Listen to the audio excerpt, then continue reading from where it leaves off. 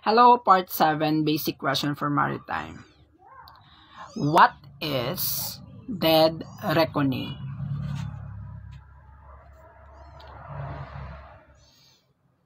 Very good. So dead reckoning is the process of calculating the current position by a moving object by using the previously determined position or fixed position, incorporating the estimated speed, the heading, and sa iyang elapsed time. So for example, here in the atong example sa luyo kay kitagaan ka ni kapitan og distance longitude niya imo din gi-plot dito sa barko, and then kanang orasa is 8 AM.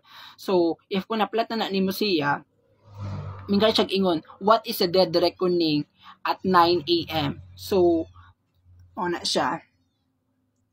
So given man ang ato ang heading sa barko nga natay heading nga 244 dito, sumuadto din ka sa compass rose, imo day siyang tad-on dito sa imuhang ginaplat nga latitude ug longitude, and then if kung maplat na nimo siya, so mo direct dayon ka dito sa formula nato nga basta dead reckoning ang gipangita is distance na siya. So nanamantay given speed nato diri sa atong example is 3 knots or nautical mile per hour. And then, so, kuwaon nato iyang elapsed time. So, ang iyang pangutana at 9 AM man, pila yung dead reckoning. So, 9 AM or 900 hours minus sa 8 AM or sa 800 hours. So, bali, 9 minus 8, 1 hour. So, muna itong elapsed time.